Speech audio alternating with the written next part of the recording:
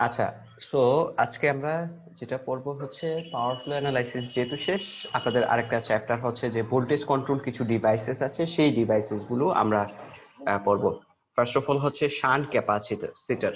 Shunt capacitor দিয়ে আপনারা জানেন হচ্ছে পাওয়ার ফ্যাক্টর ইমপ্রুভ করা যায়। তো এটা কিভাবে কাজ করে, এই জিনিসটা এটার এখানের মধ্যে আছে। আপনারা এক মিনিট পড়েন তো দেখি এখানে এই স্টেটমেন্ট গুলো একটু পড়েন তো দেখি বোঝা যাচ্ছে কিনা কিছু।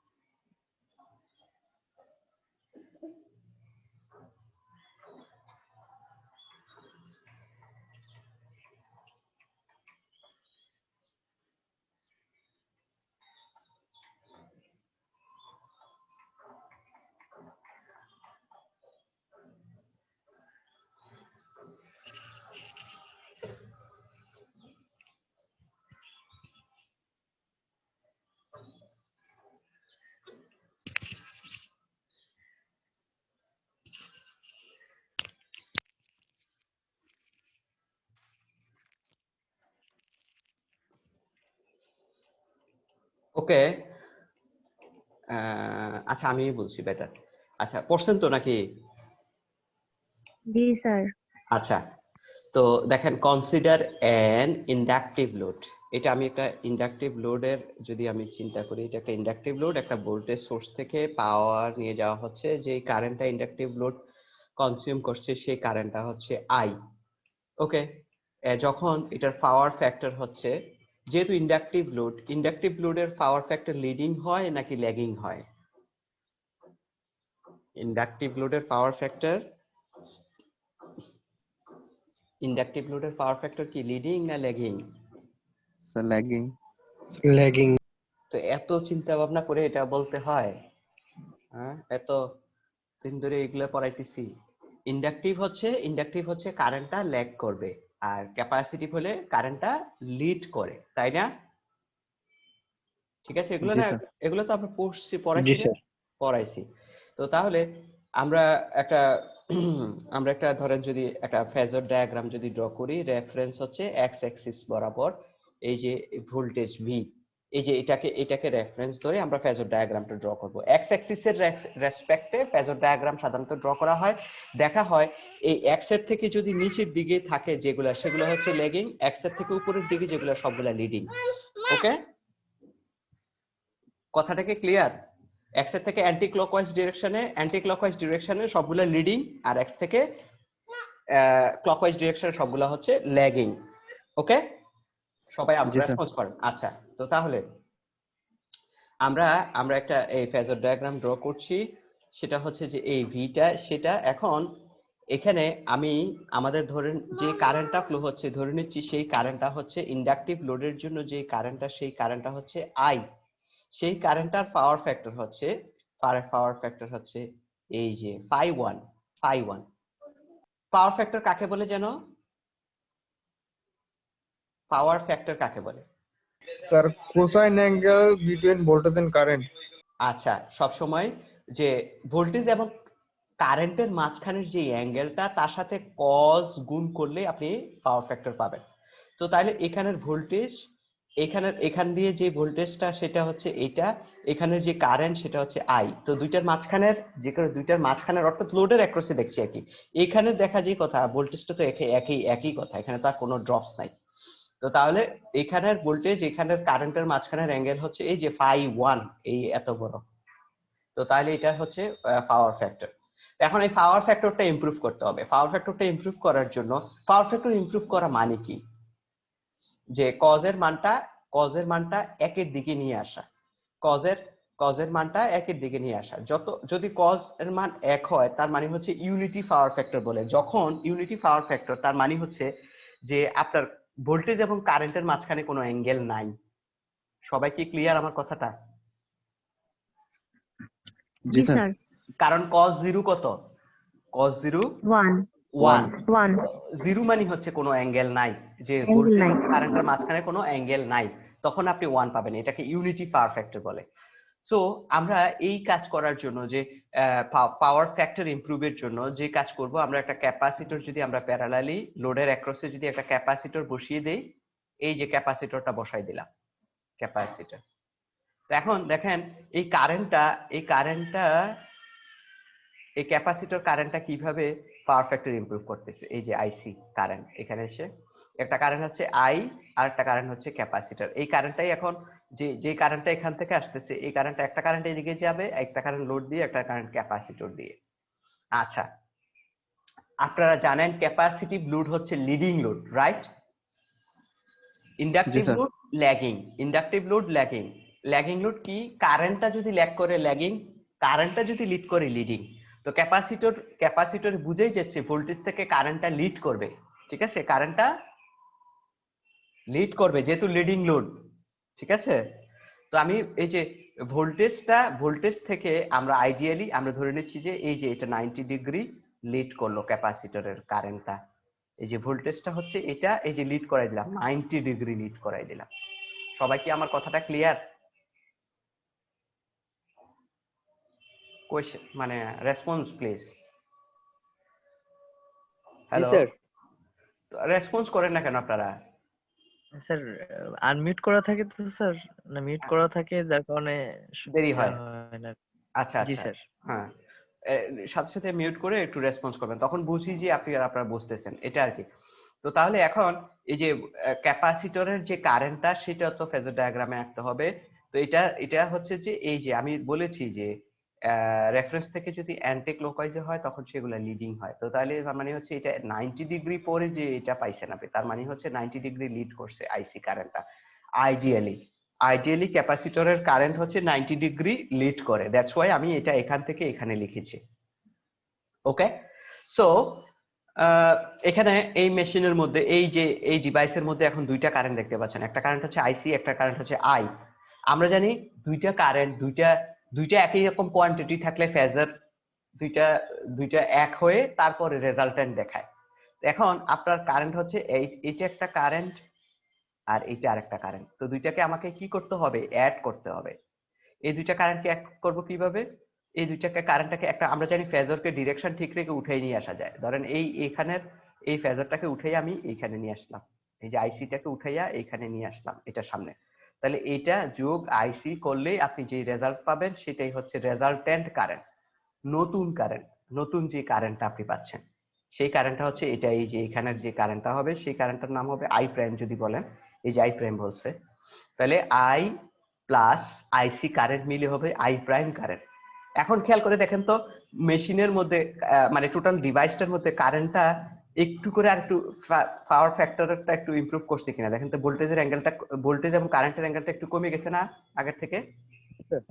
জি স্যার। জি স্যার। এটাই তো উদ্দেশ্য ফাই এখানে। 2 হয়েছে। হ্যাঁ, ফাই 2 হয়ে একটু আগে ছিল এত বড় এত ডিগ্রি, এখন অনেক কমে চলে আসছে, তাই না? জি স্যার। এইটাই হচ্ছে মেইন উদ্দেশ্য, এটাই হচ্ছে পাওয়ার ফ্যাক্টর ইমপ্রুভ করে কিভাবে শান্ট ক্যাপাসিটরের মাধ্যমে। ওকে, সবাই কি ক্লিয়ার? জি জি স্যার। স্যার। স্যার এখানে পাওয়ার ফ্যাক্টর কম হলে কি ভালো হবে না বেশি হলে ভালো হবে স্যার? কোনটা বেশি পাওয়ার? কোন এইখানে কি আবার, এইখানে আবার কোন কথা আবার? মানে পাওয়ার পাওয়ার ফ্যাক্টর ফ্যাক্টর, লিডিং হলে ভালো হয় আর কি, পাওয়ার ফ্যাক্টর, ল্যাগিং হলে ভালো হয়। পাওয়ার ফ্যাক্টর কোন? পাওয়ার ফ্যাক্টর মানে কোন? টোটাল পাওয়ার পাওয়ার ফ্যাক্টর মানে কি হইলে পাওয়ার ফ্যাক্টর কোনটা হইলে ভালো হয়? আপনার কি মতামত? যে এখানে তো দেখছি আগে এইখানে কেন, এইখানে ছিল কিন্তু এইখানে এখন এটা। আপনার নাম কি আপনার? স্যার রনি। রনি বলেন যে এইখানে তো এখানে না, আপনি বলেন পাওয়ার ফ্যাক্টর কম হইলে ভালো।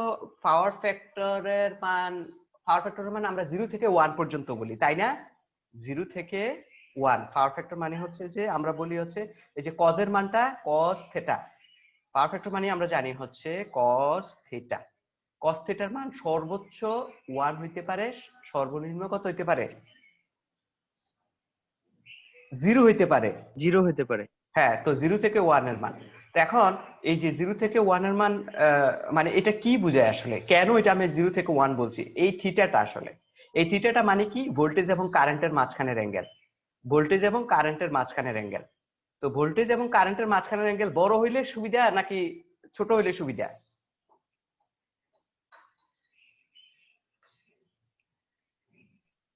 রনি বলেন।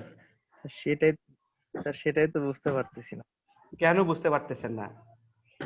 এগুলা কি পড়াশোনা করে আসেন না, এটা যে ভোল্টেজের মাঝখানে, কারেন্ট এবং ভোল্টেজের মাঝখানের অ্যাঙ্গেল, এটা কোথায় আপনি ভোল্টেজ এবং কারেন্টের মাঝখানের অ্যাঙ্গেল কোথায় আপনার কাজে লাগে? বিআই পাওয়ারের মধ্যে, বিআই কস থিটা, বিআই কস থিটা, এই যে পাওয়ারের ইকুয়েশন। এখন এটা যদি, এটার মান যদি 0 হয়, এটার মান যদি 0 হয়, তাহলে পাওয়ার কত হয়?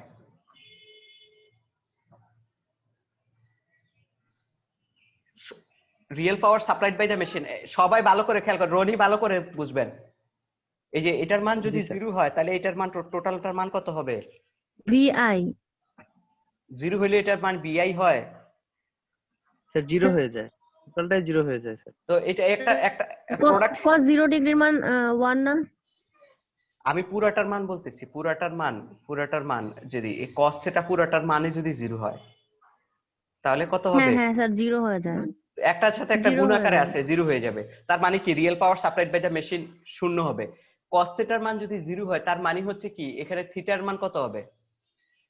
90 ডিগ্রি। 90 ডিগ্রি। তার মানে হচ্ছে ম্যাক্সিমাম ডিগ্রিটা যদি হয়, তখন দেখা যাচ্ছে কোনো পাওয়ারই রিয়েল পাওয়ার সাপ্লাই করে না। তারপর এখন যদি বলি যে cos থিটার মান যদি 1 হয়, তাহলে এইটা ইয়ার মান কত হয়, পাওয়ারের মান কত হয়? তাহলে VI power is equal to হয়, হ্যাঁ, ভিআই হয়। তাহলে তার মানে কি, এটা কি ম্যাক্সিমাম পাওয়ারটা তখন সাপ্লাই করে নাকি? জি স্যার। জি স্যার। Maximum sir. পাওয়ারটা সাপ্লাই করে। cos থিটার মান যদি 1 হবে, তখন ম্যাক্সিমাম পাওয়ার সাপ্লাই করে। ঠিক আছে, ম্যাক্সিমাম পাওয়ার সাপ্লাই করতে পারে cos থিটার মান যদি 1 হয়। এখন cos থিটার মান 1 মানে কি, থিটার মান তখন কত হবে?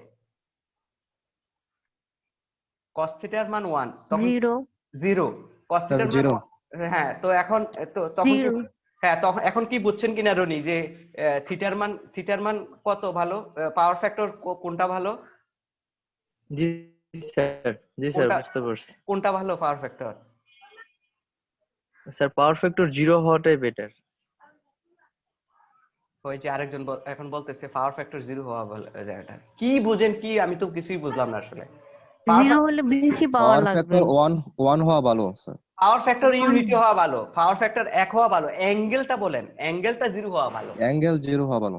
অ্যাঙ্গেল 0 মানে হচ্ছে পাওয়ার ফ্যাক্টর 1। পাওয়ার ফ্যাক্টর পুরোটাকে বলা হচ্ছে। অ্যাঙ্গেল 0 হবে, আমি ওইটা বুঝতে পারছি। হ্যাঁ, আন্দাজি অ্যাঙ্গেলটাই 0 হবে। আগে কোয়েশ্চেন করতে সময় একটু ইয়ে করে চিন্তা করে করবেন, যে হ্যাঁ আসলে একটা হাস্যকর যদি হয়, তখন না ধরেন যে ইয়েটা হয় যে আহ, এখন কি বুঝছেন জিনিসগুলো, আর একটু চিন্তা করে কথা বলতে হবে। ধরেন আপনি তো এখন, আপনারা তো এখন একটু ম্যাচিওর, যে হ্যাঁ আন্দাজে একটা কোয়েশ্চেন বলেন, স্যার একে একে যোগ করলে 3 হয় কেন, এরকম যদি বলেন, তখন একটু ইয়ে লাগবে না?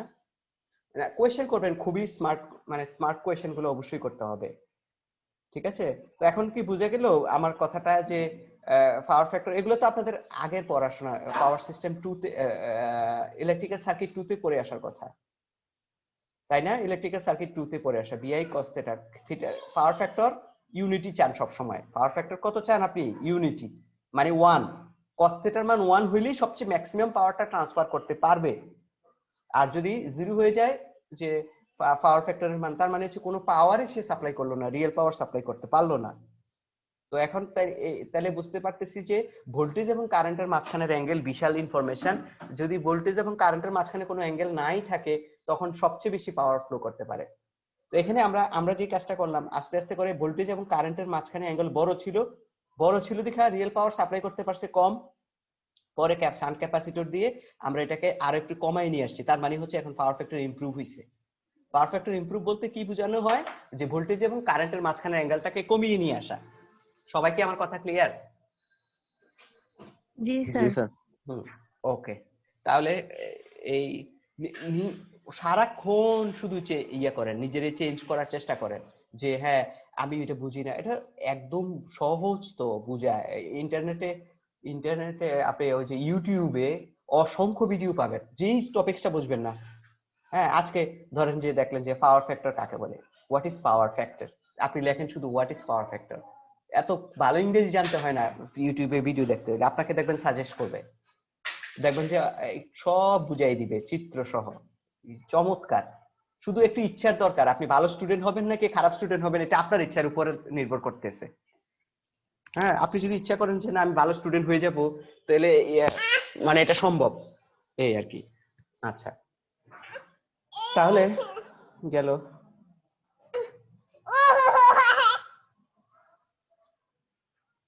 তাহলে আরেকটা ডিভাইস আমরা পড়তে যাচ্ছি, এটা হচ্ছে অনলোড ট্যাপ চেঞ্জিং ট্রান্সফরমার।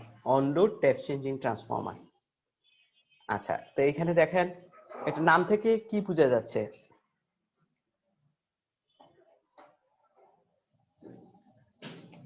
এটা একটা ভোল্টেজ কন্ট্রোল ডিভাইস, বুঝছেন? ভোল্টেজটা যখন হয়ে যায়, ধরেন কোন একটা সিস্টেমের ট্রান্সমিশন লাইনে এগুলো ব্যবহার করা হয়, যে কোনো জায়গায় হঠাৎ করে সামান্য একটু ভোল্টেজ ফল করে ফেলছে, ভোল্টেজটাকে আপ করতে হবে। ধরেন আপনার আপনার কোন এটা একটা ট্রান্সফরমারে ব্যবহার করা হয় না স্যার? ট্রান্সমিশন লাইনে ব্যবহার করা হয়। যেটা বললাম যে ধরেন 220 কেবির যদি একটা ট্রান্সমিশন লাইন হঠাৎ করে 210 ভোল্ট হয়ে গেল, তখন আপনাকে আপ করতে হবে 10 ভোল্ট। 10 ভোল্ট আপনি কিভাবে আপ করবেন? এই ধরনের এই ডিভাইস গুলো দিয়ে ভোল্টেজ আপ করা হয় আর কি, এই যে ট্যাপ চেঞ্জ করে করে। আচ্ছা, এটা কিভাবে কাজ করে এটা দেখাচ্ছি, এটা বলতেছি। দেখেন এই যে আহ, এই এই যে অনলোড ট্যাপ চেঞ্জিং ট্রান্সফরমার, এটার নাম অনলোড ট্যাপ চেঞ্জিং। ট্যাপ চেঞ্জ করে করে এটার আপ করা হয়। তো দেখেন প্রাইমারিটা তো প্রাইমারির সাথে কানেক্টেড।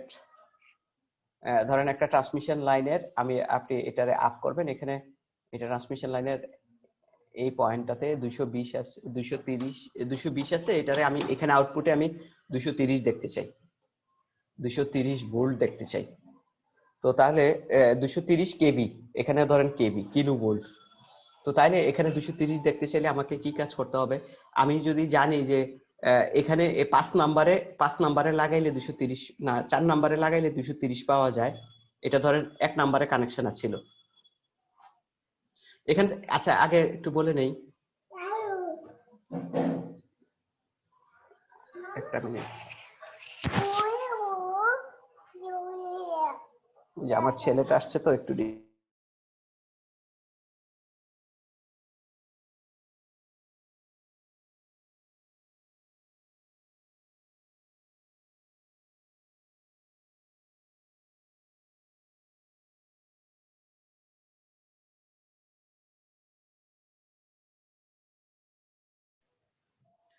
ওকে। তাহলে আবার ফিরে আসলাম। আচ্ছা, যেটা বলতেছিলাম যে ভোল্টেজ আপ করার জন্য এই অনলোড ট্যাপ চেঞ্জিং ট্রান্সফরমার, অনলোডেই ভোল্ট ট্যাপ চেঞ্জ করা যায়, এই জন্য এটার নাম হচ্ছে অনলোড।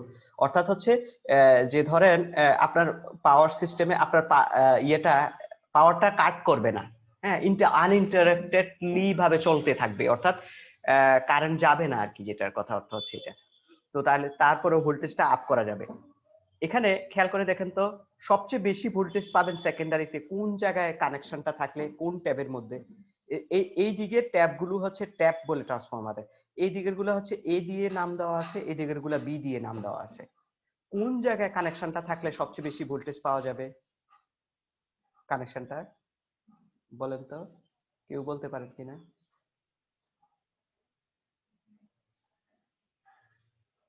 রেসপন্স প্লিজ, বলেন, না হইলেও বলেন, সমস্যা নেই।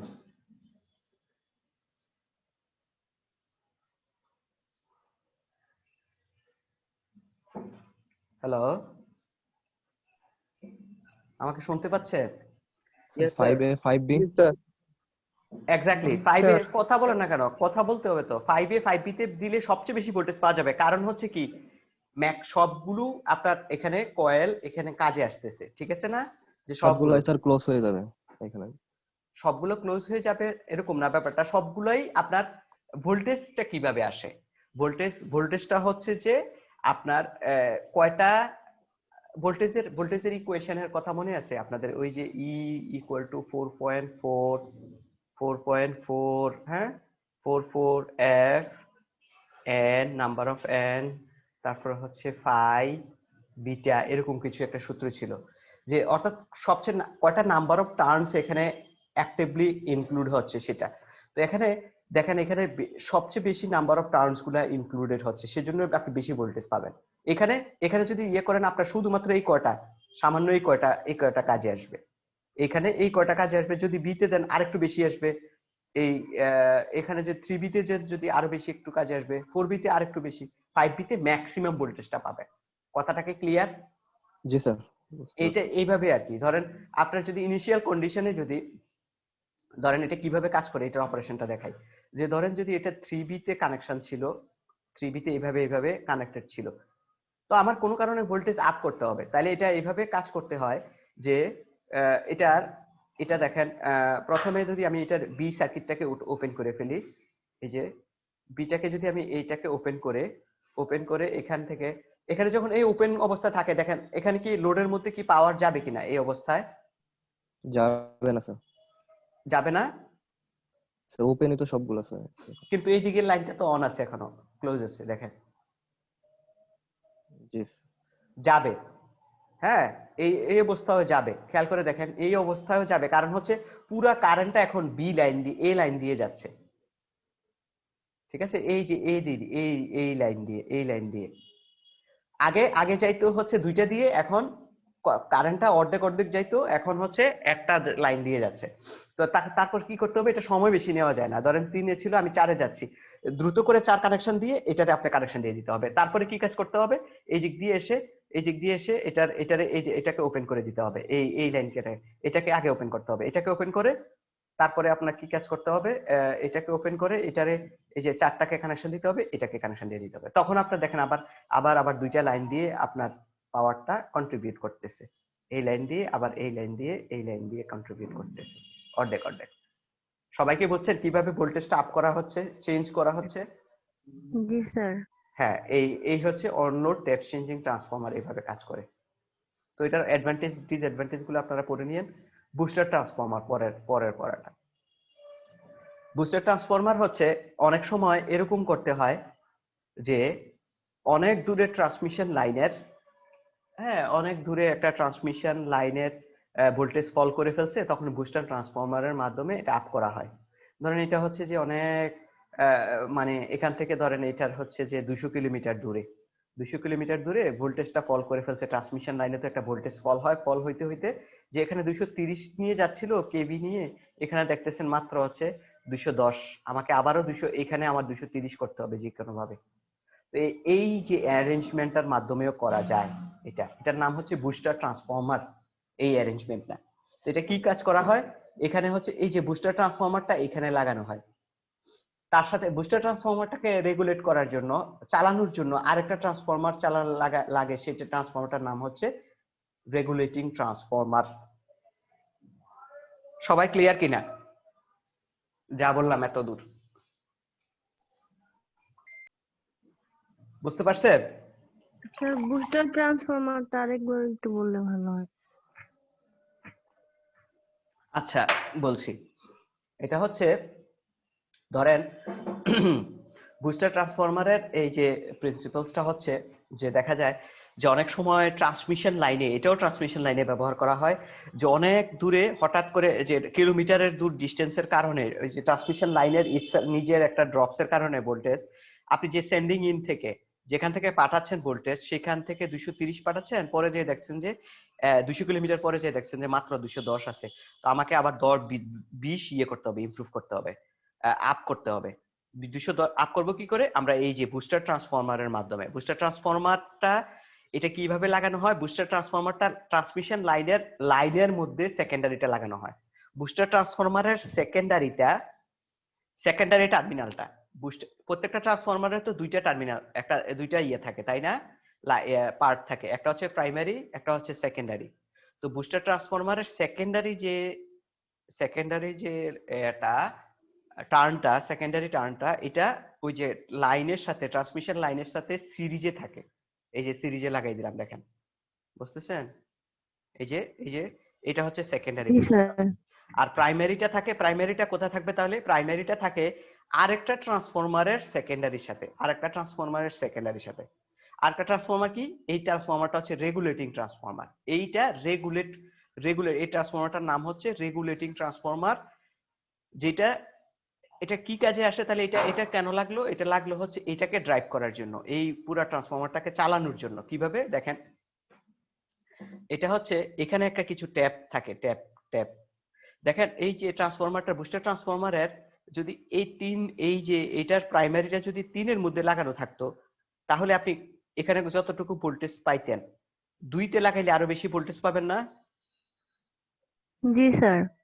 আরো বেশি ভোল্টেজ আসবে। এখানে 3 এ লাগাইলে যতটুকু ভোল্টেজ আসবে প্রাইমারিতে, 2 তে লাগাইলে আরো বেশি ভোল্টেজ আসবে। তাহলে আরো বুস্টার ট্রান্সফরমারে আরো বেশি ভোল্টেজ 2 তে প্রাইমারিতে যদি বেশি ভোল্টেজ থাকে, সেকেন্ডারিতে তো আরো বেশি ভোল্টেজ যাবে, তাই না?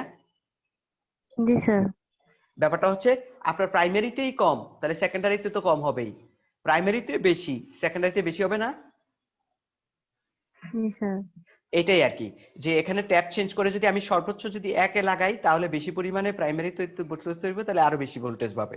তো এখন দেখেন, এটা এমন ভাবে লাগানো হয় এখানে যা ভোল্টেজ আসে তার থেকে এটা যেন এডিটিভ হয়, আরো যোগ হয়। ধরেন এখানে 210 আছে, তো আরো যেন 20 আমি এখানে যোগ করতে পারি, এরকম একটা আমাদের এইম থাকে আর কি। এমন ভাবে লাগানো হয় ভোল্টেজটা সিরিজে, এমন ভাবে লাগানো হয় যাতে করে এটা একটা যোগ হয়ে এখানে আপনি 230 এ পান ফাইনালি আর কি। এই হচ্ছে বুস্টার ট্রান্সফরমারের প্রিন্সিপালস। সবাই কি ক্লিয়ার? Yes, sir. আচ্ছা, তো তাহলে এই হচ্ছে বুস্টার ট্রান্সফরমার। এই যা বললাম সব এখানে এক্সপ্লানেশন, এখানে কথাগুলো লেখা আছে, পড়লে বুঝতে পারবেন।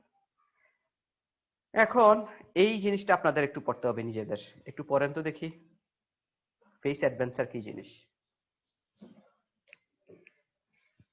1 মিনিট পড়তে বললাম সবাইকে, পরে আমি জিজ্ঞেস করবো যে কেউ একজনকে।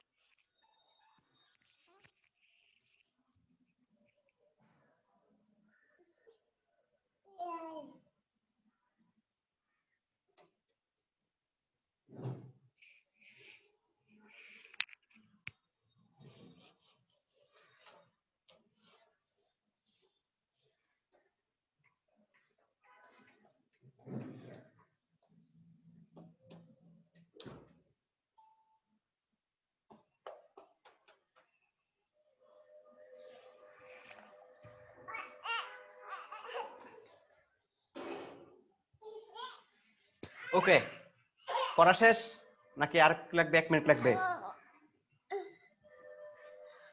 স্যার আর 1 মিনিট লাগবে। ওকে,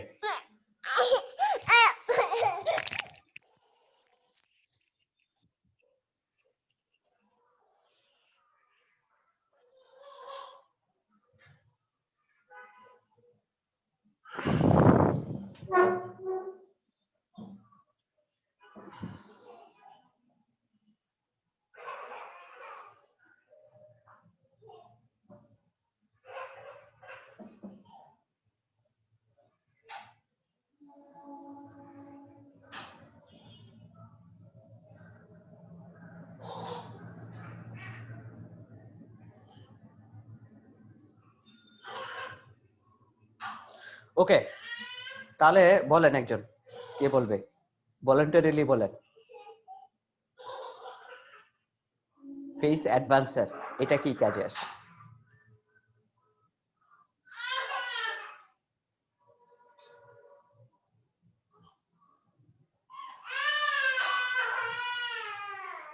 বলেন তো,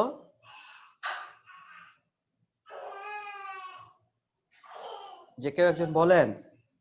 স্যার ফেজ অ্যাডভান্সার হচ্ছে পাওয়ার ফ্যাক্টর, ইন্ডাকশন মোটরের পাওয়ার ফ্যাক্টর ইমপ্রুভ করার জন্য ইউজ করা হয়। গুড, হ্যাঁ দারুণ বলছেন। তাহলে তারপর হচ্ছে স্যার ইন্ডাকশন মোটরের লো পাওয়ার ফ্যাক্টরের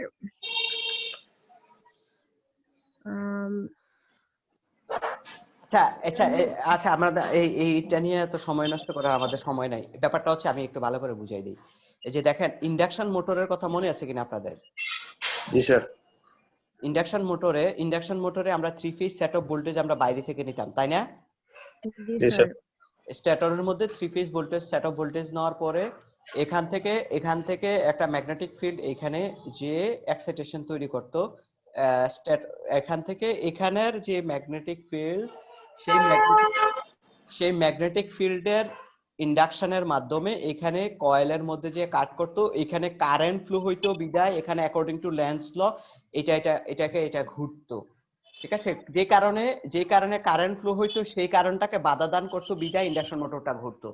তো এখন কারেন্টটা ফ্লো হইতো, মোট কথা। তো এখানে দেখা যায় যেটা, যে এখানে যে ভোল্টেজটা তৈরি হয়, আগে ভোল্টেজটা তৈরি হয়, কারেন্টটা অনেক পরে তৈরি হয়। তো যে কারণে এটা 90 ডিগ্রি, এই ইন্ডাকশন মোটর একটা অনেক বেশি লেগিং একটা মেশিন, লেগিং পাওয়ার ফ্যাক্টরের মেশিন। হ্যাঁ, এটাতে lassi machine, lagging power factor. তাহলে তো দেখা যায় যে লস এই রেসপেক্টে, যে পাওয়ার যতটুকু পাওয়ার নিচ্ছে কনসাম্পশনের জন্য, দেখা যায় যে সেই পাওয়ারটা কনসাম্পশন না করে অন্য একটা পাওয়ারে কনভার্ট করে ফেলে, বিআই সাইন থিটা কনভার্ট করে ফেলে, যেটা আপনাকে অন্য কোনো ডিভাইস দিয়ে এটাকে রিয়েল পাওয়ারে নিতে হবে। তো এই জন্য এটা একটা মানে এই সমস্যাটা সমাধান করার জন্য ফেজ অ্যাডভান্সারটা ব্যবহার করা হয়। এটা একটা দারুণ একটা টেকনিক, যেটা হচ্ছে যে যাতে করে ফেজ অ্যাডভান্সার কখন হবে, যখন ভোল্টেজ এবং কারেন্টের মাঝখানে কোনো অ্যাঙ্গেল থাকবে না, তাই না? ভোল্টেজ এবং কারেন্টের মাঝখানে কোনো, একটা মিনিট দাঁড়ান।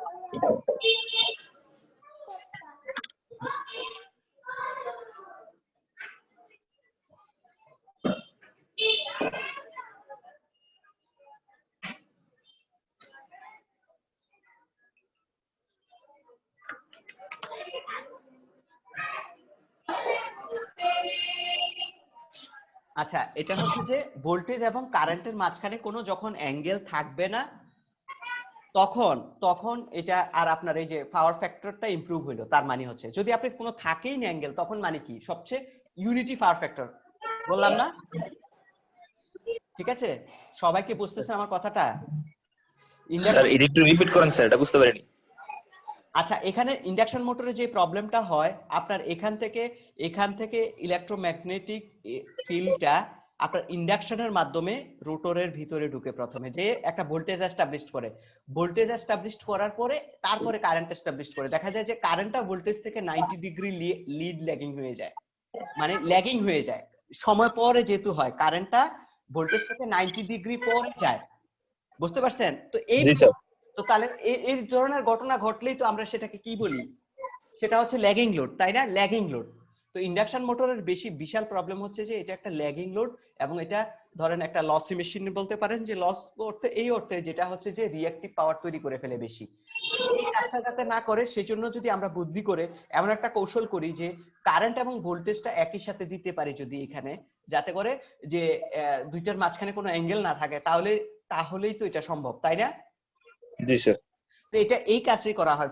ফেজ অ্যাডভান্সারটা এমন ভাবে দেওয়া হয়, একটা আরো মেশিনের ভিতরে, মোটরের ভিতরে এমন কিছু মেকানিজম তৈরি করা হয়, ভোল্টেজটা এখান থেকে আসলো, কারেন্টটাও at the same time inject করা হয় আলাদাভাবে।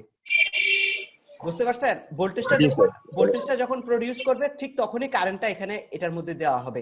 এটা কিভাবে? এক্সটার্নাল কোনো মিনসের মাধ্যমে, অন্য কোনো সার্কিটরির মাধ্যমে। ঠিক আছে, এইটাই হচ্ছে ফেজ অ্যাডভান্সার। ওকে, জি স্যার। আচ্ছা, তো তাহলে আমরা নেক্সট স্লাইডে যাই। এটা পরের মনোযোগ দিয়ে সবাই। এখন আমরা পড়তেছি হচ্ছে ফল্ট, নতুন আমাদের চ্যাপ্টার শুরু হয়েছে, ফল্ট। বিভিন্ন ধরনের ফল্ট পড়বো, ফল্টটা কাকে বলে এবং ফল্টের একটা একটা ডেফিনেশন আছে, এটা পড়বেন, একজনকে জিজ্ঞেস করব, খুব মনোযোগ দিয়ে, এগুলা খুব মনোযোগ দিয়ে পড়তে হবে।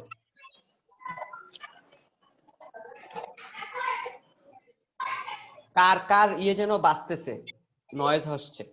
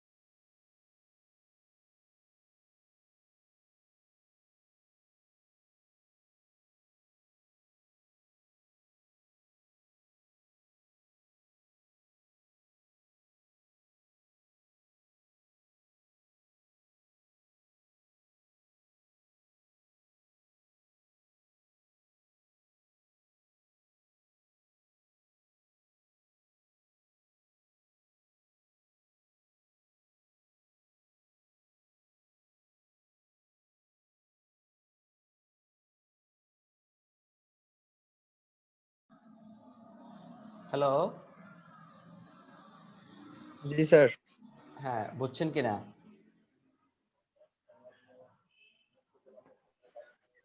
কেউ কেউ একজন বলেন। স্যার ইলেকট্রিক্যাল ফল্ট হচ্ছে স্যার মানে কারেন্ট অথবা ভোল্টেজের বিচ্যুত হওয়াটাকেই তো ফল্ট বলা হয়। হ্যাঁ মানে এটা এটা মেইনলি দুই রকমের হয়ে থাকে, হ্যাঁ একটা হচ্ছে সিমেট্রিক্যালি আর একটা হচ্ছে আনসিমেট্রিক্যালি ফল্ট। হ্যাঁ হ্যাঁ, ওকে, এন্ড দেন সিমেট্রিক্যালি যে ফল্ট এটা হয়ে থাকে পাওয়ার সিস্টেমের ক্ষেত্রে। কিসের ক্ষেত্রে? আহ, এটার আরেকটা নাম আছে, সেটা হচ্ছে ব্যালেন্স ফল্ট। আচ্ছা, আসার আসে না, আসার আলী আসার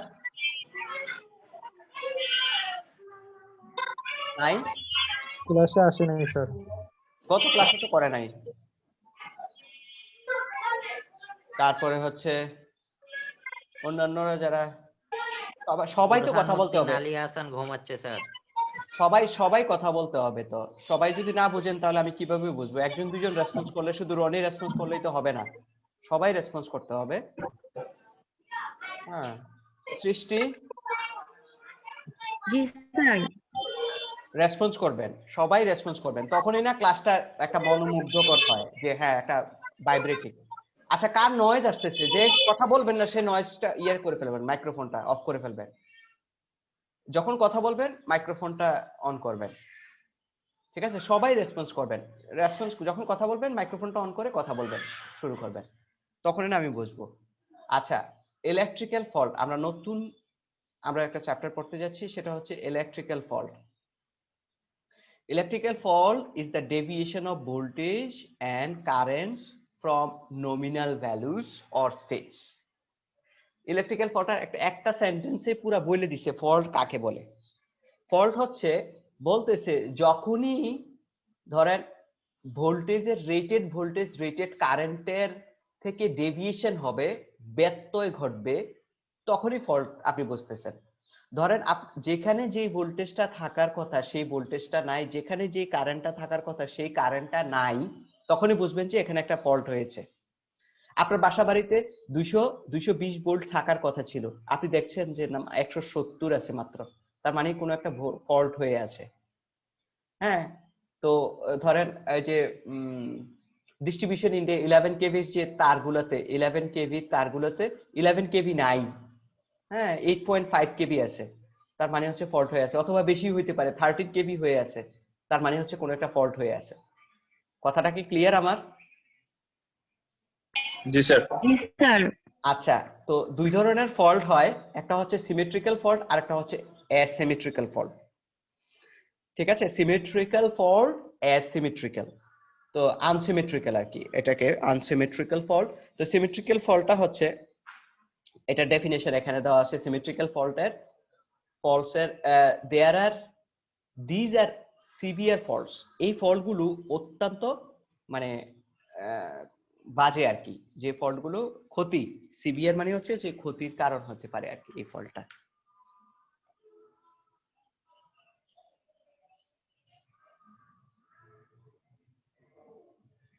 ওকে, আচ্ছা একটা মিনিট, আমার এটা কি জানি সিস্টেমটা একটু ইয়ে হয়েছে।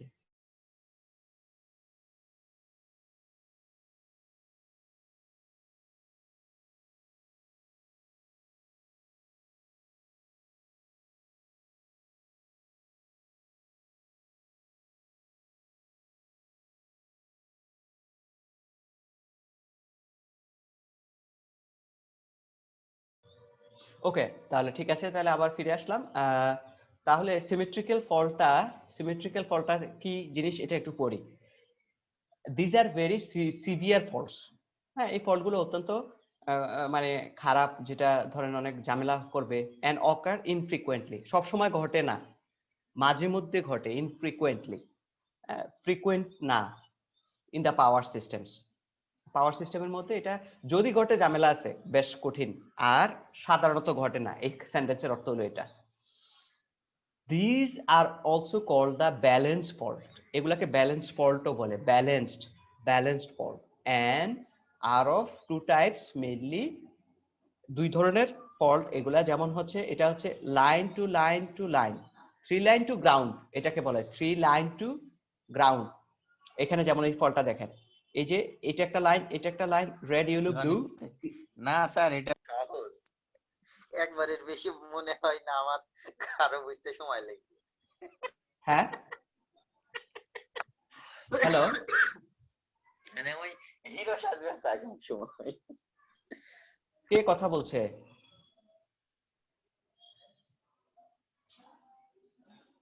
হ্যালো, স্যার ফোনে মনে হয় স্যার ও কথা মনে হয় বলতেছেন। আচ্ছা, তো মাইক্রোফোনটা অফ করে কথা বলবেন, তাহলে তো আমাদের নয়েজ তৈরি হয়। আচ্ছা, ব্যাপারটা হচ্ছে যে এই ফল্টটা হচ্ছে যে তিনটা লাইনের মধ্যেই যখন ফল্ট হবে, তিনটা লাইন প্লাস গ্রাউন্ডের মধ্যে যখন ফল্ট হয়েছে, তখন এই ফল্টটাকে বলা হয় যে three phase to ground fault. এটাকে বলা হয় three phase to ground fault. দেখেন এখানে তিনটা লাইন প্লাস গ্রাউন্ড, যদি এই ধরনের ফল্ট হয় সেটাকে বলা হয় হচ্ছে three phase to ground fault. আরেকটা ফল্ট হইতে পারে যে থ্রি ফেজ ফল্ট, যে তিনটা তার একত্রে লেগে গেছে। আপনাদের এরকম দেখেন আপনাদের ডিস্ট্রিবিউশন ইন্ডে, যে তিনটা তার একত্রে ছিঁড়ে একটার সাথে একটা, একটার সাথে একটা লেগে আছে, তখন এই ফল্টটাকে আপনি এটা বলতে পারেন। আবার এমনও হইতে পারে উপরের তারটা ছিঁড়ে তিনটা তারকে টাচ করে আবার মাটিতে লেগে গেছে, তখন এটা এই ফল্টটা বলতে পারেন three line to ground fault. এগুলোকে ব্যালেন্সড ফল্ট বলা হয়, ব্যালেন্সড। তো এই ধরনের ফল্ট খুবই কম ঘটে আর কি, যে তিনটা তারই গ্রাউন্ডেড, তিনটা তারই একসাথে লেগে আছে, এই ধরনের ঘটনা ঘটে না। ম্যাক্সিমাম যে ঘটনা ঘটে, একটা তার ছিঁড়ে মাটিতে পড়ে গেছে, দুইটা তার ছিঁড়ে মাটিতে পড়ে গেছে, তাই না? এরকম ঘটনা বেশি ঘটে আর কি। তো এখানে বলতেছে only 2 to 5% of the system faults are the symmetrical faults. Only, যে টোটাল ফল্টের মাত্র 2 থেকে 5% ফল্ট এই ধরনের fault. This faults ochre remains balanced in severe damage of the electrical systems. এই ফল্ট গুলো হলে অনেক প্রবলেম তৈরি করে পাওয়ার সিস্টেমস এর মধ্যে। আচ্ছা, সিভিয়ার ফল্ট মানে খুবই ঝামেলার। আচ্ছা, আনসিমেট্রিক্যাল ফল্টটা তাহলে কি হবে? তাহলে আনসিমেট্রিক্যাল ফল্ট গুলো হচ্ছে যে, যেমন ধরেন একটা তার, এই একটা তার ছিঁড়ে গ্রাউন্ড হয়ে গেছে, দুইটা তার একত্রে লেগে গেছে, এটাও একটা ফল্ট হতে পারে। দুইটা তার একত্রে লেগে আবার গ্রাউন্ড হয়ে গেছে, তাহলে তিন ধরনের ফল্ট দেখতে পেলাম, line to ground fault, line to line fault, তারপর হচ্ছে double line to ground fault. কথাটা কি ক্লিয়ার? জি স্যার। আচ্ছা, জি স্যার। এগুলা খুবই কমন এবং এত সমস্যা না, লেস সিভিয়ার ফল্ট। এগুলা এই ধরনের ঘটনাটাই ঘটে বেশি। এই যে বলছে আর কি যে দেখেন তাহলে কি বলছে, there are mainly three types of fault. এই যে line to ground fault, line to line fault, double line to ground fault, double line to ground fault. আর এর মধ্যে সবচেয়ে বেশি ঘটনা হচ্ছে এই ঘটনা ঘটে single line to ground fault. এটাকে বলে single line to ground fault, most common fault. 65 থেকে 90% 70% ফল্ট এই ধরনের ফল্ট হয়। ওকে, জি স্যার। আচ্ছা জি তো স্যার। এখন হচ্ছে আমরা ফল্ট চিনলাম, ফল্ট কাকে বলে। তো ফল্ট হচ্ছে দুই ধরনের ফল্ট, একটা হচ্ছে সিমেট্রিক্যাল, একটা হচ্ছে আনসিমেট্রিক্যাল। এখন আমরা আমাদের ইলেকট্রিক্যাল ইঞ্জিনিয়ার হিসেবে আমাদের ফল্ট অ্যানালাইসিস করতে হবে, ফল্টের অ্যানালাইসিস। এটা হচ্ছে যে থ্রি লাইন ফল্ট যেগুলো, এখানে আমরা আজকে সামনে যে পড়াগুলো পড়বো সেগুলো হচ্ছে যে জেনারেটরের মধ্যে ভিতরে যদি, আমি বারবার বলছি কারো কোনো যদি মানে মাইক্রোফোন অন থাকে সাথে সাথে অফ করে দিবেন। আচ্ছা, তো এখানে এটা যেটা হচ্ছে যে আমরা এইখানে যে ফল্টটা পড়বো সেই ফল্টটা হচ্ছে আপনার যে ট্রান্সফরমার জেনারেটরের ভিতরে 3টা লাইন ফল্ট যেটা এখানে, তাহলে এটা এই ফল্টটার নাম কি হবে, ব্যালেন্সড ফল্ট না আনব্যালেন্সড?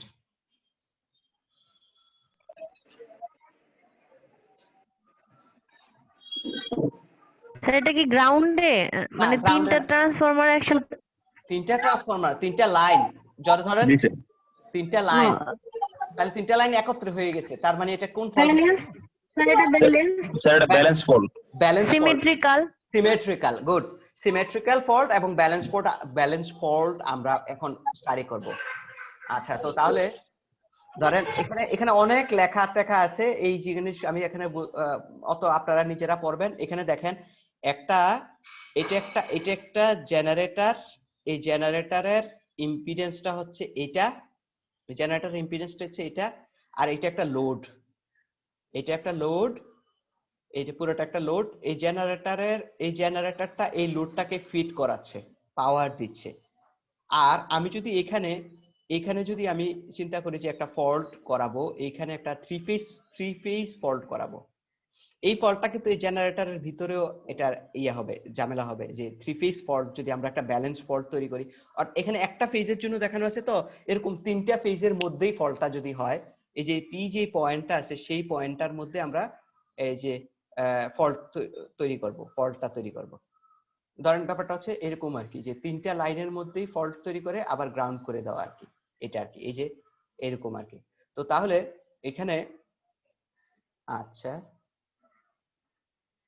এটা কি কি বুঝাইতে চাচ্ছি সেটা হচ্ছে যে ধরেন এখানে যে দেখেন এক্সডিজি নামে একটা জিনিস টার্ম আছে, এখানে এক্সজিডি মনোযোগ দিয়ে শুনবেন সবাই, ডাবল প্রাইম আছে, এখানে ডাবল প্রাইম আছে, এখান থেকে দেখা যাচ্ছে যে এই দিক দিয়ে যে কারেন্টটা যাচ্ছে লোডের দিকে, সেই কারেন্টটাকে বলা হচ্ছে আইএল।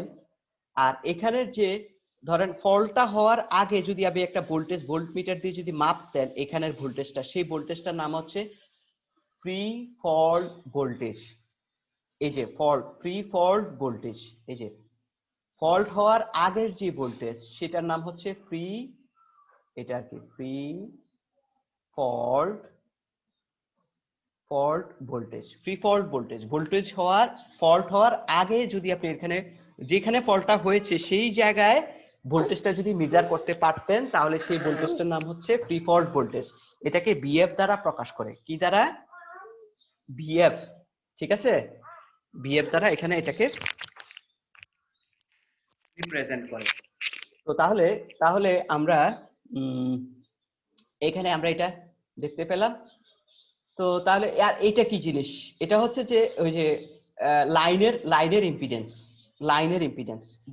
এখান থেকে জেনারেটর থেকে লোড পর্যন্ত যে লাইনটার যে ইম্পিডেন্সটা, সেই লাইনটার ইম্পিডেন্স। আর এখানে বিটিটা কি?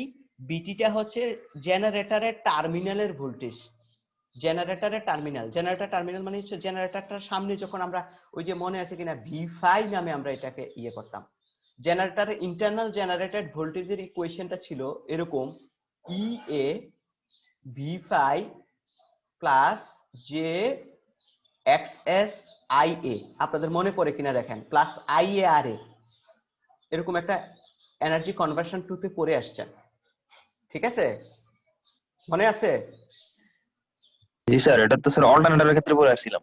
হ্যাঁ, অল্টারনেটর জেনারেটর, থ্রি ফেজ জেনারেটরের ক্ষেত্রে এটা ছিল যে ভি5, এটা হচ্ছে টার্মিনাল ভোল্টেজ, এই জায়গার যে ভোল্টেজটা, এই জায়গার ভোল্টেজটা, এটাকে বিটি দ্বারা প্রকাশ করলাম। আচ্ছা, তো তাহলে আমাদের এই ইকুইভ্যালেন্ট সার্কিট বুঝতে তো কারো কোনো সমস্যা নাই?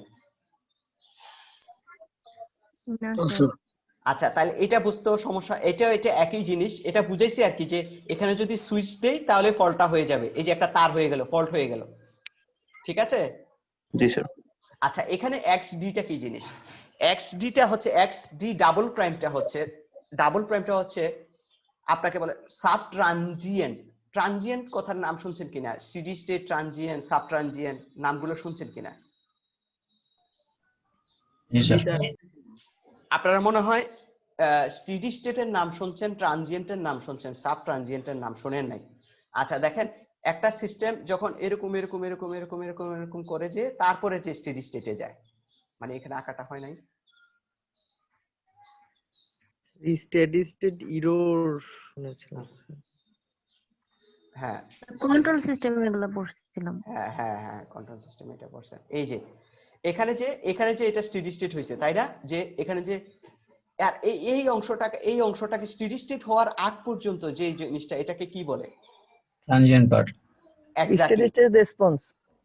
ট্রানজিয়েন্ট পার্ট স্টেডি স্টেট হওয়ার আগ পর্যন্ত যে অংশটা, সেটা হচ্ছে ট্রানজিয়েন্ট, এই অংশটা, ঠিক আছে? ট্রানজিয়েন্ট। ট্রানজিয়েন্ট রেসপন্স হবে। ট্রানজিয়েন্ট রেসপন্স, রেসপন্স মানে কি? রেসপন্স মানে কি? রেসপন্স মানে হচ্ছে যে দেখানো, যে হ্যাঁ এটা কিভাবে মানে এটার ক্যারেক্টারিস্টিক্স রেসপন্স। হ্যাঁ, এমন এমন মানে যেটা মানে ধরেন যে বলেন যে তখন ইয়ে লাগে, যে এগুলো নিয়ে অনেক সময় নষ্ট করতে হয়। রেসপন্স মানে হচ্ছে যে যে ক্যারেক্টারিস্টিক্স, তা একই তো কথা। ট্রানজিয়েন্ট পার্ট আমি বললাম, রেসপন্স, এটা একই কথা। রেসপন্স মানে হচ্ছে আপনি কিভাবে, ধরেন আপনাকে কেউ একটা গোলাপ ফুল দিল, আপনি কেমন ভাবে এটাকে নিলেন? আপনাকে কেউ 500 টাকা দিল, আপনার চেহারাটা কেমন হলো? এই যে এটা হচ্ছে রেসপন্স। আপনাকে কেউ একটু ইলেকট্রিক শর্ট দিল, তখন আপনার রেসপন্স কেমন হবে? তিনটা রেসপন্স কি একরকম? না স্যার। এই যে চেহারার মধ্যে দেখলেই বোঝা যাবে, আরে 5,000 টাকা, 5,000 টাকা পাইছে, আমার মনে হয় সবচেয়ে বেশি খুশি হবে ওইটাই, গোলাপ ফুলের থেকেও। মেয়েরা হয়তো বা গোলাপে বেশি মানে ভাল লাগবে টাকার থেকেও, কিন্তু টাকাই স্যার সবকিছু, টাকাই ভাল লাগবে আগে। স্যার টাকাই আগে ভাল লাগবে স্যার। এখন স্যার মেয়েদের উপরে পিএইচডি করছে ওটা। ও আচ্ছা আচ্ছা আচ্ছা, না ব্যাপারটা হচ্ছে কার কাছ থেকে পাইছে সেটা আসলে ডিফার করতে পারে হয়তোবা। আচ্ছা, ওরা ছোট তো বোঝে না অনেক কিছু। আচ্ছা, তো তারপরে দেখেন, তারপরে এখন আমি যেটা বললাম, যেখানে ছিলাম হচ্ছে সাব ট্রানজিয়েন্ট। স্টেডি স্টেটের আগের রেসপন্স পুরাটাই হচ্ছে সাব ট্রানজিয়েন্ট। ট্রানজিয়েন্টেরও আরেকটা ক্লাস আছে, সেটা হচ্ছে সাব ট্রানজিয়েন্ট। ব্যাপারটা হচ্ছে এই ট্রানজিয়েন্টের 2টা থেকে 3টে সাইকেল, প্রথম 2-3টে সাইকেল হচ্ছে সেটাকে বলা হয় সাব ট্রানজিয়েন্ট। ধরেন এখানে প্রথম 2-3টে সাইকেল, এটা হচ্ছে সাব ট্রানজিয়েন্ট। এখন বলতে পারেন স্যার এটা নিয়ে এত মাতামাতি কিসের? মানে ইলেকট্রিক্যাল মেশিনের ক্ষেত্রে, জেনারেটরের ক্ষেত্রে সাব ট্রানজিয়েন্টের ইনফরমেশনটা জানা খুবই বেশি ইম্পর্টেন্ট। আপনার এটা এত ছোট সময়ে আপনি চিন্তা করছেন, ট্রানজিয়েন্ট টাইমটাই অনেক ছোট হয়, তারপরে আবার সাব ট্রানজিয়েন্ট মাত্র 2টা থেকে 3টে সাইকেল। তো এই এত কম সময়ে জেনারেটরটা আপনার পুড়ে যেতে পারে যদি আপনি অ্যাকশন না নিয়ে রাখেন আগে আগে। সো এই জিনিসটা, যে এখানে যদি আপনার হঠাৎ করে যদি পিকে চলে যায়, তারপরে আবার ফিরে আসে প্রথম 2টার মধ্যে, তখন একটা ঝামেলা আছে, ঠিক আছে? তখন এটা বিশাল ঝামেলা। তো আপনাকে জানতে হবে যে এই মেশিনের সাব ট্রানজিয়েন্ট বিহেভিয়ারটা কেমন। তো বিশেষ করে স্পেশালি জেনারেটরের অবশ্যই জানতে হবে যে প্রথম 3টা সাইকেল সে কিভাবে রেসপন্স করে। তো এইটাই হচ্ছে যে আমরা আমাদের এখানে study sub transient double prime দ্বারা প্রকাশ করে এটা। ওকে, তাহলে দেখি পরে কি বলা হচ্ছে। আচ্ছা, এখানে আমি যা যা বলবো না, সব এখানে অনেক লেখা, তো এগুলো এটা আপনারা পড়লে বুঝতে পারবেন যে স্যার যেটা বলছে এটাই তো আসলে। এখন আমরা যদি ধরেন আমরা যদি এখানে কেভিএল অ্যাপ্লাই করি এই মেশিনের মধ্যে, যে এখানে যে ইকুয়েশন দেখতে পাচ্ছি, আমরা যদি এই যে ইকুয়েশনটা এটা কিভাবে আসছে, আমরা যদি মেশিনের মধ্যে সাব ট্রানজিয়েন্ট কন্ডিশনে, যখন আপনার ওই যে 2টা সাইকেল নিয়ে কাজ করছেন, তখন এটা হচ্ছে বিটি এই যে এখানে যদি আপনি এই লুপটার মধ্যে যদি কেভিএল অ্যাপ্লাই করেন, এই লুপটার মধ্যে যদি কেভিএল অ্যাপ্লাই করেন তাহলে কি হবে?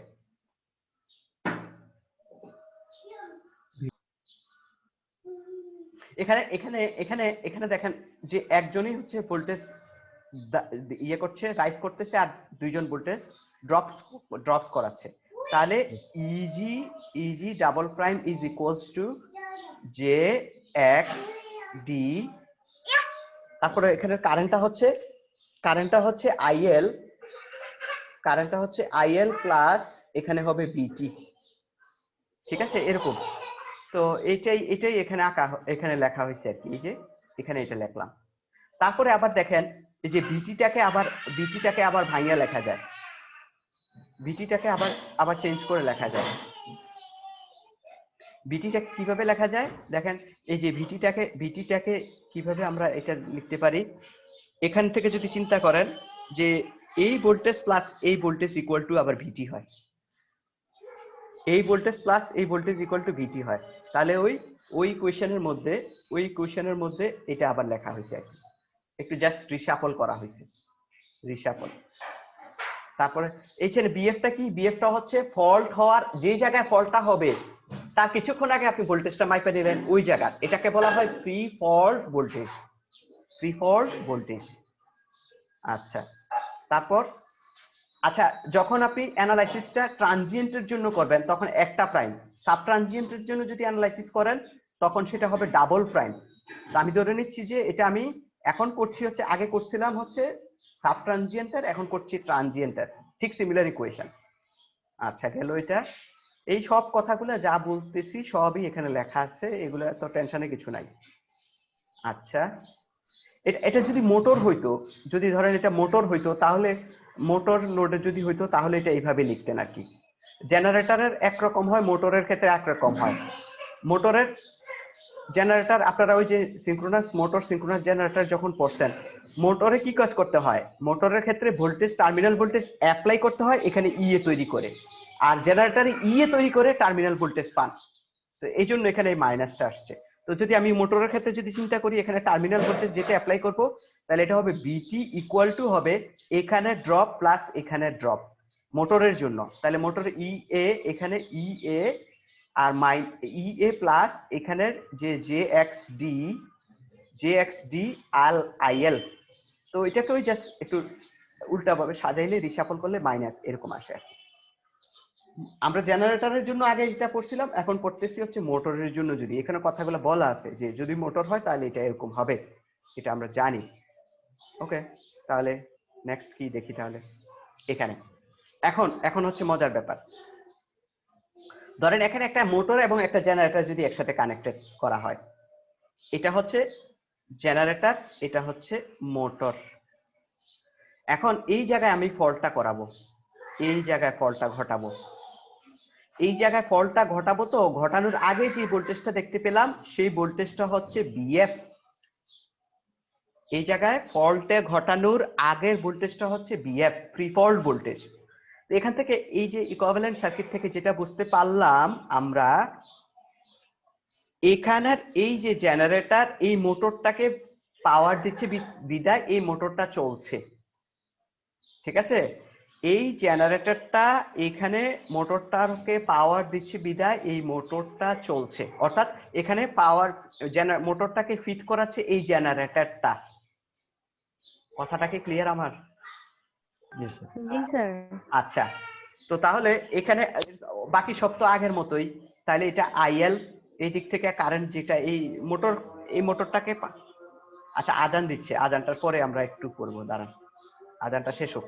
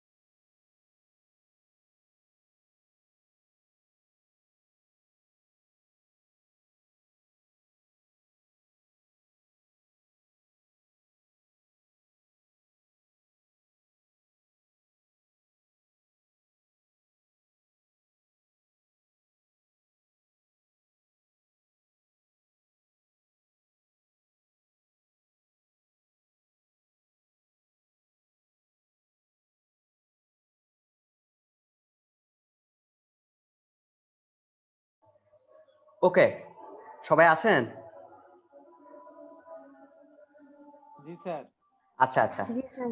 আচ্ছা, আজকে বেশি পড়বো না, কালকের ক্লাস আছে, তো কালকেও আগামীকাল একই সময়ে ক্লাস আপনাদের। হ্যাঁ, সো তাহলে কালকের ক্লাসে একটু বেশি করে পড়বো, আজকে এই জিনিসটা বুঝাই দিয়ে আপনাদের শেষ করে দিব। আচ্ছা, তো তাহলে তাহলে আমরা এটা বুঝতে পারলাম যে একটা জেনারেটর একটা মোটরকে ফিট করাবে, যখন ফিট করাচ্ছে তার লাইন কারেন্টটা হচ্ছে যে আইএল হচ্ছে তার লাইন কারেন্ট। আচ্ছা, তারপর হচ্ছে এখানে ফ্রি ফল্ট ভোল্টেজটা যেটা মাপা হয়েছে সেটা হচ্ছে এটা, আর এই যে জেনারেটরের রিঅ্যাকট্যান্সটা হচ্ছে জেনারেটরের ইন্টারনাল যে রিঅ্যাকট্যান্সটা সেটা হচ্ছে এত, আর জেনারেটর এবং মোটরের মাঝখানের রিঅ্যাকট্যান্সটা হচ্ছে যে ওই যে লাইনের রিঅ্যাকট্যান্সটা হচ্ছে এটা, আর মোটরের রিঅ্যাকট্যান্সটা হচ্ছে এটা। আচ্ছা, এখন যখন এখানে ফল্ট হইলো, যখন আমি একেবারে কানেকশন দিয়ে দিলাম, আচ্ছা নিউট্রাল থেকে একেবারে লাইন থেকে নিউট্রাল কানেকশন তার জুড়ে দেওয়া, এটা কি ফল্ট না? জি স্যার। সবাই সোনিয়া বাদে অন্য কেউ, তাই না? এটা একটা ফল্ট না? এটা দেখেন একেবারে তার দিয়ে আপনি লাগাই দিলেন একেবারে নিউট্রাল থেকে। জি স্যার।